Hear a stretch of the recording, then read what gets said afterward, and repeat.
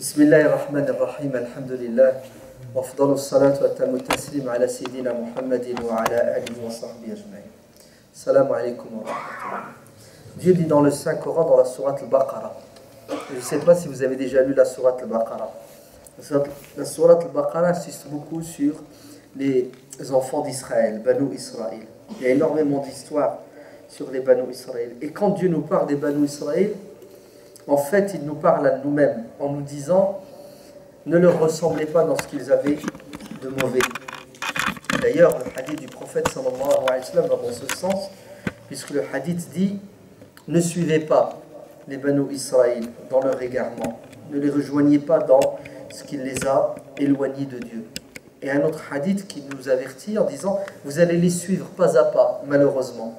Si bien que s'ils entrent dans la tanière d'un loup, même quand ils font n'importe quoi, vous les suivez, vous faites n'importe quoi. Par exemple, il dit dans la sourate Al-Jumu'ah مثل الذين حملوا التوراة ثم لم يحملوها كمثل الحمار يحمل أسفارا. Les rabbins qui ne pratiquaient pas la Bible, qui trahissaient, les faux rabbins, les faux dévots, ressemblent à des ânes qui portent des livres.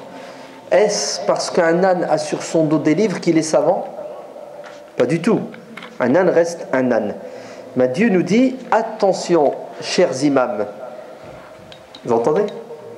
C'est pas parce que vous avez le Coran dans la tête que vous êtes savants. Vous serez des savants et non pas des ânes le jour où ce Coran, vous le comprendrez et vous le mettrez en pratique et vous le répandrez. Sinon, vous ressemblez à ces rabbins qui ont utilisé la parole de Dieu pour atteindre des objectifs personnels. Ils vendaient. Ils utilisaient la Bible, ils utilisaient le Coran, c'est ça, pour quoi? Pour s'enrichir. Ouais. Donc quand Dieu nous parle des Banu Israël, il nous parle à nous en nous disant voilà le mauvais exemple à ne pas suivre. Allons-y. Dieu dit dans la sourate Al-Baqarah Alam tara. Alam tara. Ouais, n'as-tu pas vu? C'est-à-dire, cette histoire, c'est pas de la fiction, c'est de la réalité. C'est arrivé et ça va vous arriver. Ce que je vais vous dire, Dieu dit dans le Coran, entendez-le comme il se doit, parce que si jamais vous ne prenez pas vos précautions, si jamais vous agissez comme eux, vous allez vivre l'enfer, comme eux, ils ont vécu l'enfer. Alam tara ila al-mala'i min bani Israël min ba'di Moussa. Les Banu Israël vivaient en communauté. Et ils avaient en permanence des prophètes qui les guidaient. Quand un prophète décédait, il était remplacé par un autre, voire parfois par plusieurs prophètes en même temps. Quelle chance! Vous vous rendez compte? Vous vivez et vous avez en permanence avec vous des lumières. Vous pouvez vous égarer? Ici, ils se sont égarés. Pourtant, ils avaient des prophètes. Ils se sont égarés parce qu'ils suivaient leur passion. Pire, ils allaient jusqu'à tuer les prophètes quand les prophètes n'allaient pas dans leur sens. Ils tuaient les prophètes sans raison. Vous vous rendez compte? Tu as une lumière, tu l'éteins pour vivre dans les ténèbres. Pourquoi? Parce que l'être humain, malheureusement, veut suivre ses envies et ses passions. C'est une question d'intérêt. Donc, ils étaient organisés. Ils avaient des prophètes qui les éclairaient, qui les dirigeaient. Mais en même temps, ils ont vécu des périodes où ils étaient dominés par un ennemi extérieur étranger. Et Dieu, dans ce verset, nous dit إِذْ قَالُوا لِنَبِيٍّ لَهُمْ. Les Banu Israël avaient des responsables. Toute communauté organisée a des chefs et des responsables. Sinon, c'est le chaos. On ne peut pas vivre sans chef, sans tête, n'est-ce pas? C'est pour cela, les musulmans doivent s'organiser comme les Banu Israël. Ils ont une lumière qui s'appelle le Coran et la Sunna, on est d'accord? Et ils doivent choisir leur responsables qui vont mettre en pratique le Coran et la Sunna et faciliter aux musulmans la compréhension et la pratique du Coran et de la Sunna. C'est ça le rôle des responsables. Servir les gens et non pas se servir des gens pour des intérêts purement égoïstes et individuels. On s'organise et l'organisation doit être le fruit d'un processus démocratique. C'est-à-dire le pouvoir appartient au peuple. Ce sont les peuples qui élisent, qui choisissent, qui responsabilisent une minorité, ce qu'on appellera al-mala, c'est comme ça que le Coran les appelle, les notables, les responsables. Pourquoi ? Pour porter le fardeau de la responsabilité des bergers qui vont protéger le troupeau. Min ba'di Moussa. Cette histoire est arrivée après Moussa alayhi salam qui les a quittés. Il est décédé. Quel est le prophète qu'ils avaient ? Le Coran n'en parle pas. Lorsqu'ils allèrent voir le prophète, ils l'interpellèrent. Qui est ce prophète ? On n'a pas besoin de le savoir. Si c'était important, Dieu aurait évoqué son nom, son âge, son poids, etc. Ne vous arrêtez pas sur des détails insignifiants. Il y a une leçon qu'on doit tirer de cette histoire. Pourquoi vous arrêtez sur le décor ? Le décor, c'est secondaire. Pourquoi est-ce qu'ils sont partis voir le prophète ? Pour se plaindre. Se plaindre de quoi ? De la situation politique dans laquelle ils étaient plongés. Un ennemi extérieur qui les exploite. Un ennemi extérieur qui les opprime. Ils vivent en permanence dans l'oppression, la hugra. Et vous savez, un être humain peut tout accepter sauf l'injustice. Et s'il patiente, c'est parce qu'il n'a pas les moyens de se rebeller, de se révolter. Le jour où il aura les moyens, il va aller jusqu'à mourir, parce que le propre d'un être humain, c'est d'être libre et non pas d'être un esclave. Vous entendez ? Alors ils viennent voir le prophète et ils lui disent, écoute, on souffre. Très bien. De quoi souffre-t-il ? Il souffre du fait que cet ennemi leur prend leurs biens. Tu t'imagines, tu bosses, tu travailles, et à la fin, il y a quelqu'un qui vient et qui te prend 80% de ton salaire. Il te laisse juste de quoi survivre pour que tu puisses travailler une seconde fois pour qu'à niveau, il te prend ton salaire. La haine. Tu vis dans la misère, dans la galère. Donc, un ennemi puissant, fort, qui leur prend leurs biens matériels, ce dont ils ont besoin pour vivre. La récolte arrive, ils passent, ils leur prennent la majeure partie de leur récolte. Ils deviennent fous après des années de patience. Mais le pire, c'est pas qu'ils leur ont pris leurs biens matériels, c'est que l'ennemi est allé jusqu'à leur prendre leurs enfants. وَمَا لَنَا أَلَّا نُقَاتِلَ فِي سَبِيلِ اللَّهِ وَقَدْ أُخْرِجْنَا مِنْ دِيَارِنَا وَأَبْنَائِنَا. Ils nous ont tout pris. Ils nous ont pris nos meubles, nos voitures, nos maisons. Ils nous ont pris l'argent qui est nécessaire pour vivre, et ils sont allés plus loin puisqu'ils nous ont pris nos enfants. Vous savez comment est-ce qu'ils leur ont pris leurs enfants ? En les éduquant comme ils voulaient, en vidant leur enfant de toute dimension spirituelle. Si bien que les enfants des Banu Israël sont devenus des étrangers pour leurs parents. Vos enfants ne vous appartiennent pas. Ils appartiennent à qui ? À quelqu'un d'autre, à une structure. Vous entendez ? Je vais tout vous prendre, votre fric et vos gosses. Mais vous allez bosser. Une fois que vous aurez pris votre fric, je vais vous le taxer, et vous allez faire des enfants, et vous allez bosser pour les entretenir physiquement. Par contre, leur cerveau, leur cœur, moi je m'en occupe. Je vais mettre dedans le programme que je veux, non pas pour qu'ils aillent dans votre sens, mais dans mon sens. Vous avez compris ? Donc, ces gens viennent se plaindre d'une situation donnée. Ils disent à leur prophète, Ib'ath lana malikan nuqatil fi sabilillah. On veut réagir. C'est fini. La goutte d'eau est là. On veut se battre pour devenir libre. Le prophète leur dit, Hal asaytum min kutiba alaykumul qitalu alla tuqatilu. Je crains que le moment venu où vous allez devoir affronter l'ennemi, vous allez fuir, vous allez déguerpir, vous allez déserter. Maintenant vous avez le Hamas la fougue, vous en avez marre, vous voulez réagir.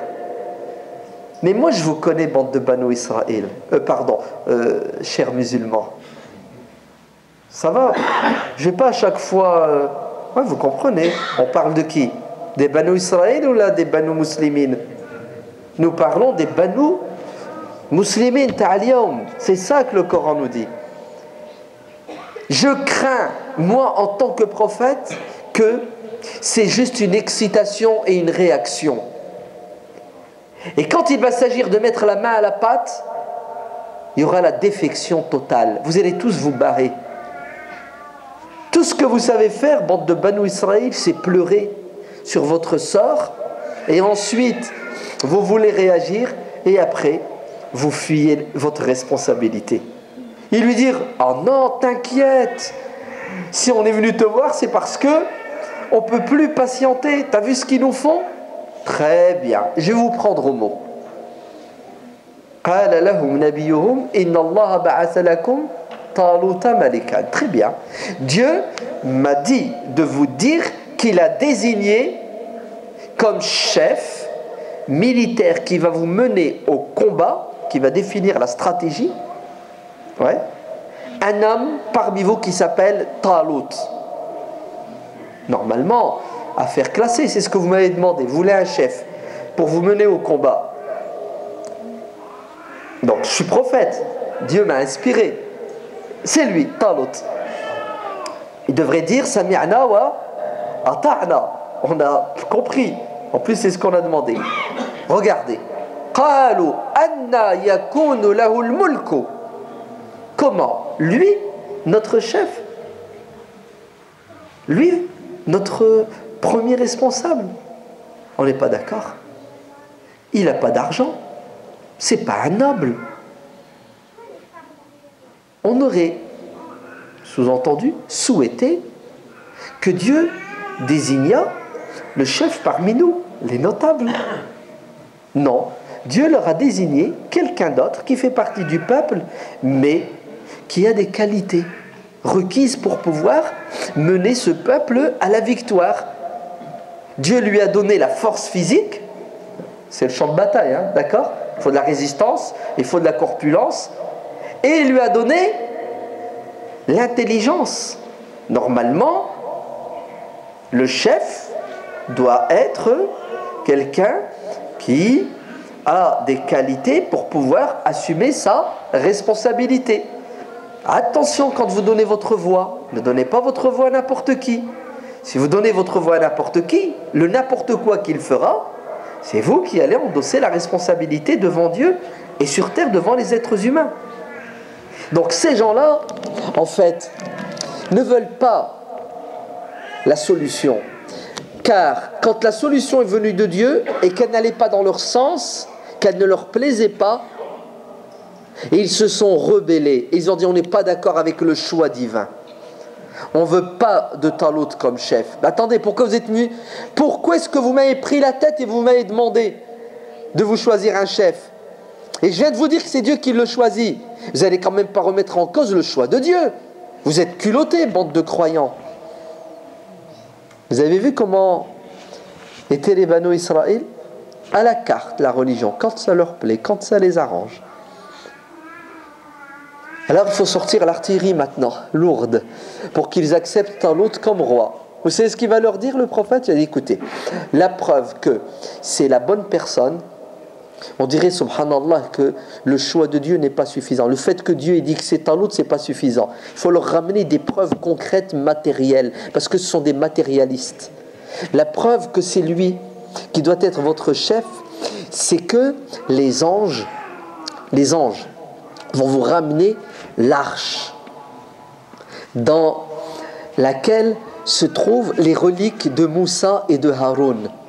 Car les Banu Israël, jadis, quand ils allaient au combat contre l'ennemi, ils prenaient avec eux les restes. Vous savez, le bâton de Moussa, sa tunique, des reliques. Et quand ils avaient avec eux les reliques de Moussa et de Haroun, ils gagnaient la bataille. Hein, la présence spirituelle. Dieu est avec nous parce que nous avons ces reliques. C'est une preuve. Alors, le prophète leur dit, c'est bien Talut qui mérite d'être votre chef, parce que Dieu l'a désigné, mais bon, ça vous en avez rien à cirer. La preuve, c'est l'arche. L'arche que vous n'aurez même pas à porter. Ce sont les anges qui vont porter l'arche. Ouais. Et si vous avez l'arche, à coup sûr, vous allez gagner la bataille. Là, vous avez déjà de l'expérience. Franchement, après tout ça, tu doutes encore? Après tout ça, tu hésites? Allez, tu as un prophète. Tu as Dieu qui parle et qui te dit c'est Talut. Tu as la preuve matérielle que tu vas gagner la bataille puisque tu as l'arche que les anges transportent. Normalement, tout le monde rentre chez soi, met son armure et on va au champ de bataille et on gagne la bataille. Non, vous savez ce qui va se passer? Écoutez bien. Talut fixe le jour, lundi à 10h du matin, on y va. Regardez maintenant le résultat. La majorité refuse. La majorité de ceux qui sont venus pleurer sur leur sort et qui ont demandé des solutions et qui ont des preuves que les solutions vont aboutir, c'est-à-dire victoire garantie, vous savez ce qu'ils font? Ils désertent. Ils ne vont pas au champ de bataille. Le prophète avait raison, il les connaissait. Il leur avait dit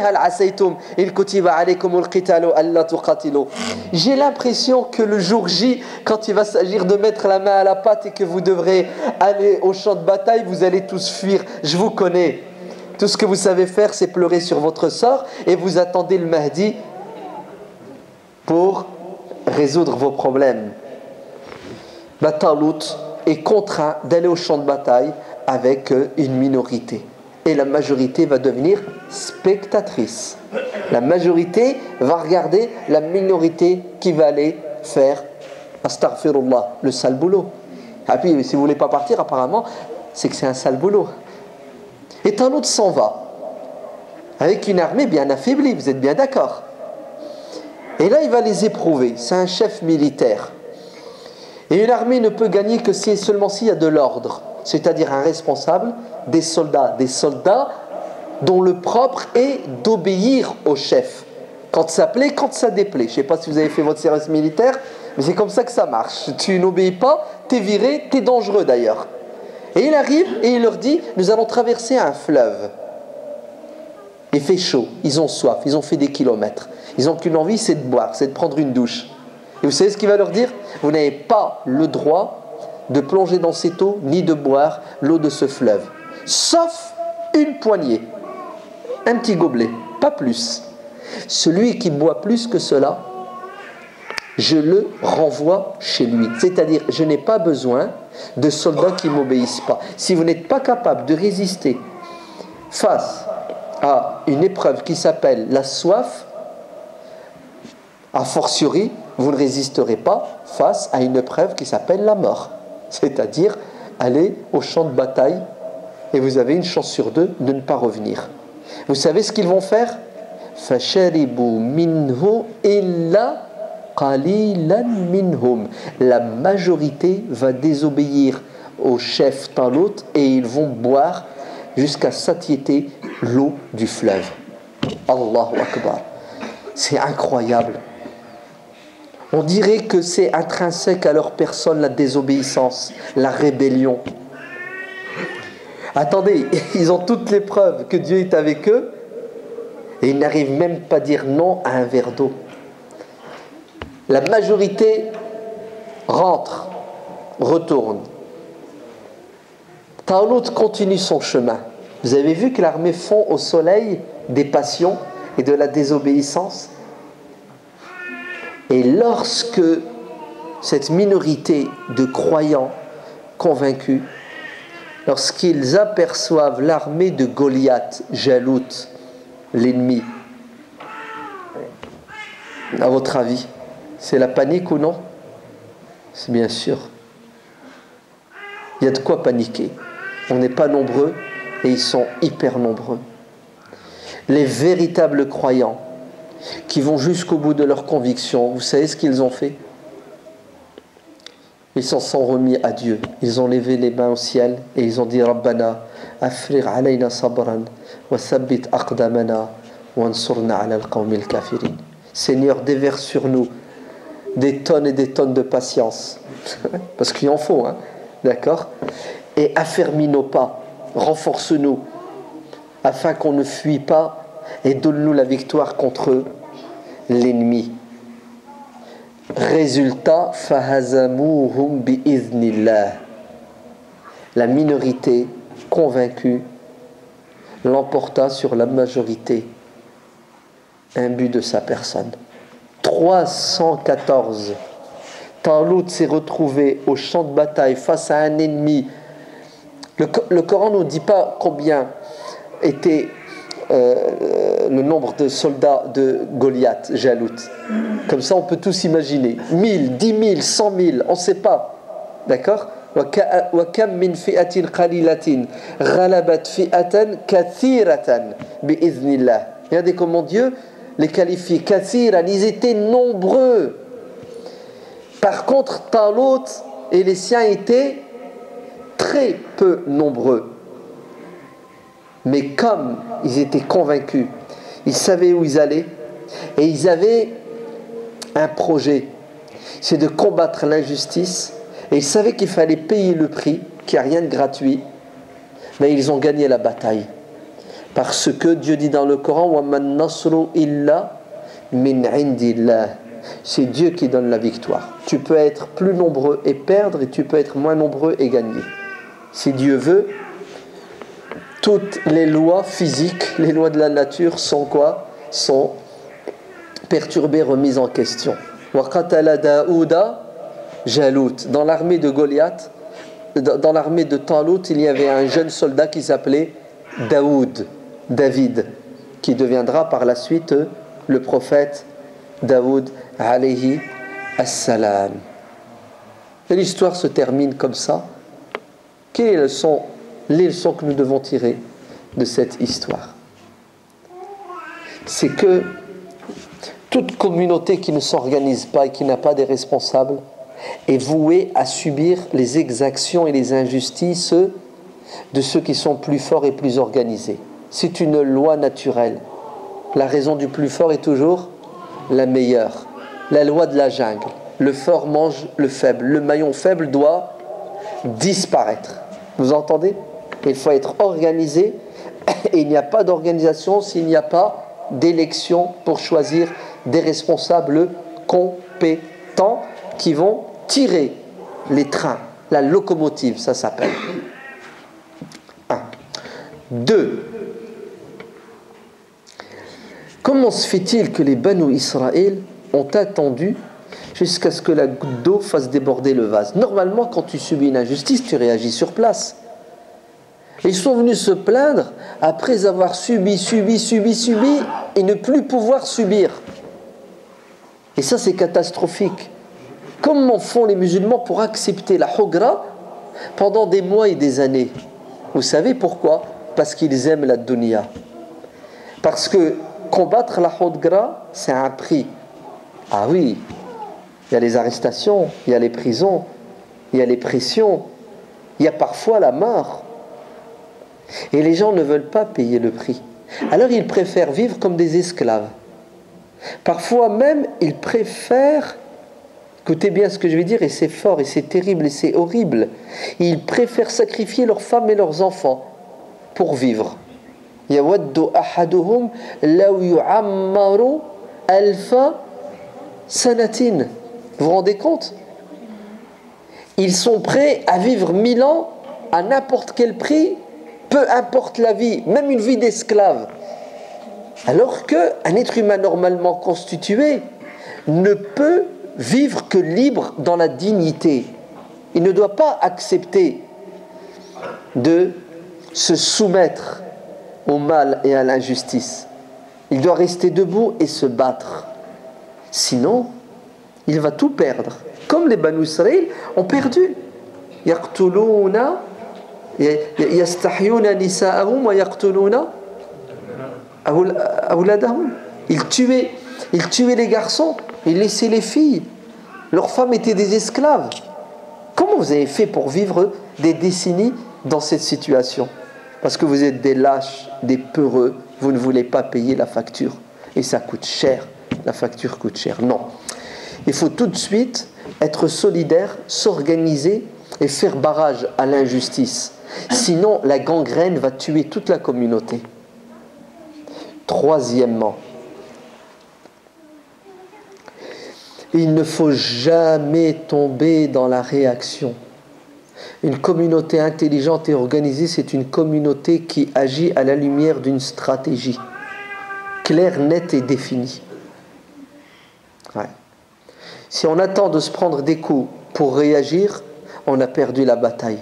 Parce que celui qui t'a donné un coup a déjà prévu ta réaction. Conclusion, le plan B, C, D, E, F, jusque Z. Toi, tu n'as aucun plan. Ouais. Tu réagis par la colère, par la haine, la souffrance. Donc tu es aveuglé, tu n'es plus dans l'intelligence.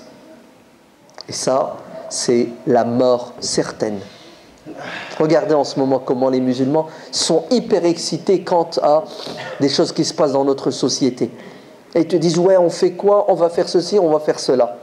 Et vous allez voir, dans quelques mois, encéphalogramme plat, l'excitation passée, tout redeviendra normal et naturel. La pilule, on l'aura avalée, peut-être remodelée, ouais, mais en tout cas, la pilule, elle passera. Pourquoi? Parce que justement, nous n'avons pas de stratégie. Ouais. On ne pense pas, on ne réfléchit pas à court, à moyen, à long terme. Ensuite, c'est une réalité, subhanallah. On dirait que dans toute communauté, c'est toujours une poignée, une minorité, ce qu'on appelle l'élite, qui assume la responsabilité à 100%, et la majorité de la communauté devient spectatrice. Elle regarde et elle attend les résultats. Ça passe, ils viennent ramasser le butin, ça casse, ah, c'est pas moi, c'est lui. Et ça s'appelle de la lâcheté. C'est pas juste, c'est pas normal. N'est-ce pas? Vous connaissez l'histoire de le fil et le fila? Non, ça vous dit rien? C'est une histoire, c'est un peuple qui subissait une injustice terrible. C'était des paysans, ils avaient un roi qui leur a imposé de prendre en charge son éléphant. D'accord? Et l'éléphant, bien entendu, il fallait le laisser libre d'action. Donc qu'est-ce que faisait l'éléphant? Il détruisait toutes les récoltes. Bref, il semait la panique et la zizanie dans le village. Et puis les villageois, le soir, ils se rencontrent et ils parlent et ils pleurent. Bref, à la fin, écoutez, on va aller se plaindre chez le roi et lui dire que le fil, l'éléphant, en arabe on dit fil, ouais, il prend la tête, il faudrait que tu nous débarrasses de cet éléphant, sinon on va le tuer. Donc ok, tout le monde est d'accord, tout le monde signe la pétition, c'est ça, tout le monde jure par tous les dieux que on va aller jusqu'au bout, on est des hommes, mais il faut bien un porte-parole, non, tout le monde ne va pas parler. Donc c'est qui le porte-parole? Il est où le Hajj? Ok, donc ça sera lui le porte-parole. Donc ils arrivent le jour J, le roi les attend avec impatience, et puis vas-y. Et qu'est-ce que fait le porte-parole? Il commence à dire, Sa Majesté, vous savez, l'éléphant, et puis tout doucement, il met de la pommade, c'est le roi, il ne faut pas l'exciter, hein, on ne sait jamais, sa réaction elle peut être très violente. Et puis, il s'était mis d'accord avec eux qu'à un moment donné, tous en chœur, ils devaient dire, ouais, on en a marre du carnage de l'éléphant. Alors, il dit, l'éléphant, et il attend que les autres crient à mort l'éléphant. Les problèmes, l'éléphant. Et où le refrain? L'éléphant. Et il se retourne et il voit tous les autres qui la veillent pleurer, ouais, sont silencieux. Il réfléchit, il dit punaise. Si jamais je dis ce que je pense et ce qu'il pense, et que le roi, je l'irrite, je suis mort. Et les traîtres là, pourquoi il ne se mouille pas avec moi? Il m'envoie au casse-pipe. Et vous savez ce qu'il dit au roi? Il lui dit, vous savez, Sa Majesté, l'éléphant, il a besoin d'une femme. Ouais. La solitude, ce qu'il lui faut, son épouse. Et le roi va ramener un deuxième éléphant. Comme ça, ils vont subir 2 fois plus de hogra. Et c'est ce qu'ils méritent, parce qu'ils ont été lâches. C'est clair ou c'est pas clair? Vous voulez des exemples ou non? Non, vous en avez. Ouais. Vous êtes intelligent. Ouais. Allah yabarak fikoum wa yahfadkoum. Bon, en fait, l'histoire, on aurait pu la détailler un peu plus, mais les aiguilles de la montre sont sans pitié. Ouais. Le temps court, n'est-ce pas? À la vitesse de la lumière même. Donc je vais m'arrêter ici. Hein. Si vous avez des critiques, des remarques, marhaba bikoum, on est en France, liberté d'expression. Si vous n'en avez pas, tant mieux. Ça me permettra d'aller rejoindre les frères d'une autre mosquée. Tfaddal.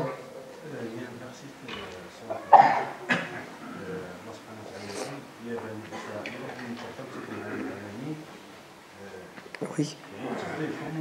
Non, le frère dit, il y a des versets dans la sourate La Vache et d'autres qui disent que Dieu dit ô enfants d'Israël, je vous ai préféré à toute l'humanité.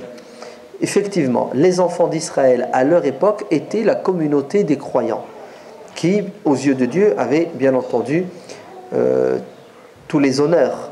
Ouais.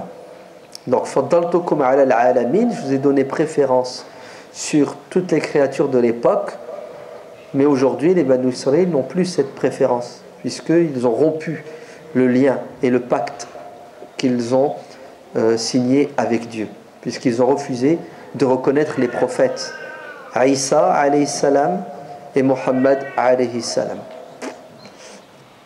Naam, oui. Salam Alaykoum salam.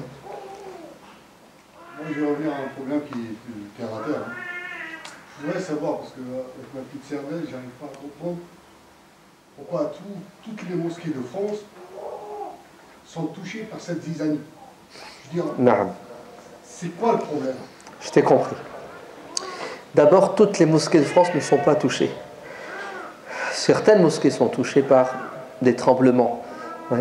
Ce que tu appelles zizanie, effectivement. Certaines mosquées, mais pas toutes, c'est pas vrai. Des mosquées, alhamdulillah, où c'est l'encéphalogramme plat, tout va bien, tout se passe bien, parce que rien ne s'y fait pour certaines, donc il n'y a pas de raison à ce que ça bouge. Et d'autres, elles sont bien organisées, bien entretenues, il y a des activités et tout se passe bien. Maintenant, pourquoi est-ce qu'effectivement il y a des problèmes dans certaines mosquées? Pour plusieurs raisons. La première des raisons, c'est que dans toutes les mosquées, tu as des gens qui sont bien, qui sont très bien, puis tu as des gens qui sont moins bien, puis tu as des gens qui sont mauvais. Tu as même des diables, oui. Hein, dans la communauté, on a de tout. Hein. Donc tu as toujours dans les mosquées 1, 2, 3, je ne sais pas, c'est des statistiques, on ne peut pas les faire, de gens qui sont dans la mosquée non pas pour Dieu, par amour pour Dieu, mais parce que, bon, avant ils étaient dans des cafés peut-être. Ils sont dans la mosquée avec une intention autre que celle que tu as au cas un musulman sincère. Et ces gens-là créent des problèmes, effectivement. Créent des problèmes avec leur langue. On le voit avec des gens qui restent assis à la mosquée pendant des heures et des heures et qui passent leur temps à quoi? À faire de la médisance, de la calomnie et du colportage. C'est le comble quand même. Ouais. À la mosquée où on doit adorer Dieu, où tu fais tes prières, entre chaque prière, tu fais des grands péchés pendant 2 heures. C'est terrible. Ouais. Donc, ils existent. Tu as des gens mauvais, des gens mal intentionnés. Tu as des gens qui ne sont pas mauvais, mais qui sont inconscients du mal qu'ils font avec leur langue. D'accord? Qui sont dans l'oisiveté. Et l'oisiveté est la mère de tous les vices. Celui qui fait rien, qu'est-ce qu'il fait? Il crée des problèmes. Parce qu'il observe ceux qui essaient de faire le bien et il regarde toujours la moitié du verre qui est vide. Ouais. Et il voit le cheveu qu'il y a dans la paille qu'il y a dans l'œil de son voisin, il oublie les poutres qu'il a dans ses yeux. Ensuite, tu as malheureusement dans pas mal de nos mosquées un cancer qui s'appelle le racisme. Le racisme, il existe. Le nationalisme, le tribalisme même. Ouais. Marocain, algérien, tunisien, ça peut être aussi d'autres communautés, mais surtout ces 3 communautés, puisqu'ils représentent la majorité des musulmans de France.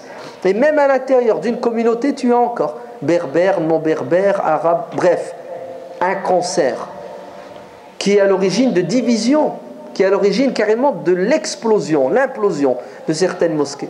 C'est bien qu'on a des mosquées aujourd'hui en France, marocaines, algériennes. Il y a des mosquées, sur l'entrée, c'est écrit mosquée marocaine, mosquée algérienne. Avec des statuts où c'est écrit interdit d'adhérer à cette mosquée si tu n'es pas de telle ou telle nationalité. C'est une honte et c'est une catastrophe. D'accord? Quatrièmement, tu as aussi des mosquées qui sont dirigées par des gens qui sont incompétents. Ben, celui qui est incompétent, automatiquement, il crée des problèmes puisqu'il est incompétent. Tu as des gens qui dirigent des mosquées qui sont bons, qui sont sincères, mais ils n'ont pas les qualités d'un dirigeant. Un dirigeant, il doit être intransigeant et puis il doit faire du travail comme il se doit. Ouais. Puis tu as parfois des mosquées qui sont dirigées par des escrocs, par des voleurs. Oui, ça existe. Ouais. Si bien que, écoute, comme sont les dirigeants, seront les dirigés ou le contraire. Et puis, tu as aussi, malheureusement, des mosquées où les gens n'ont pas été éduqués dans le débat, dans l'échange, dans l'esprit démocratique. Ouais. Là, quand on parle, on crie. Quand quelqu'un parle, on le coupe. Et si jamais il ne dit pas ce qu'on veut, on lui déclare la guerre. On n'a pas l'esprit de tolérance, l'esprit de quoi? De relativisme. Quand quelqu'un parle, il dit ce qu'il veut déjà, même si ça ne me plaît pas. Et d'ailleurs, Dieu ne l'a pas créé pour qu'il me plaise. Ok? Et je dois être capable d'entendre ce qu'il dit, de comprendre. Et puis, de lui répondre par rapport à ce qu'il dit, pas par rapport à ce que je pense qu'il devrait dire, etc. On est beaucoup dans les sous-entendus, on est beaucoup dans quoi? Dans des règlements de compte, on est beaucoup dans la réaction et non pas dans l'action intelligente. Ce débat démocratique qu'on ne sait pas mener mène automatiquement à la dispute. Regardez, dès que ça part dans la mosquée, il y a des gens qui interviennent et disent « Arrêtez, ça va être la fitna ». Vous voyez, tout de suite, le dialogue, on l'empêche, on l'interdit, parce qu'on a peur de quoi? De l'échange. À tort, on interdit le débat. Mais parfois, on entend que, oui, effectivement, les musulmans, tout de suite, ils démarrent au quart de tour et ils ne savent pas régler leurs problèmes de manière démocratique. Alors qu'il suffit de parler, chacun dit ce qu'il veut, et à la fin, écoutez, c'est tout simple. On peut ne pas être d'accord, on a le droit de ne pas être d'accord, et on ne sera jamais d'accord sur tout, et Dieu merci, sinon ça veut dire qu'on n'est pas intelligent, qu'on est des animaux, des moutons de Panurge. Et comment est-ce qu'on doit régler et comment est-ce qu'on doit sortir de la divergence? Avec le vote. La majorité a décidé, on suit la majorité. Point final. C'est comme ça que fonctionnent les pays développés. Les pays arriérés civilisés, ils règlent leurs problèmes avec les insultes, avec les coups de poing et avec les armes, et ils se tuent, ils se détruisent. Et dernier point, on ne respecte pas la loi. On est en France. Il y a une loi qui gère les associations, qui gère les mosquées. En majorité, la loi 1901, on ne respecte pas les statuts et les lois. Automatiquement, il y a des suspicions qui s'installent et après ça vire en fitna, comme on dit, en zizanie et en dispute. C'est une éducation. Il faut éduquer les gens. Il faut enseigner aux gens. Il faut leur apprendre comment penser, comment réfléchir et comment vivre ensemble dans la pluralité, dans la divergence et dans le respect des règles de la démocratie. Wallahu alam. Que Dieu vous préserve et vous protège. Vous restez les meilleurs, walillahi alhamd. Continuez, tenez bon.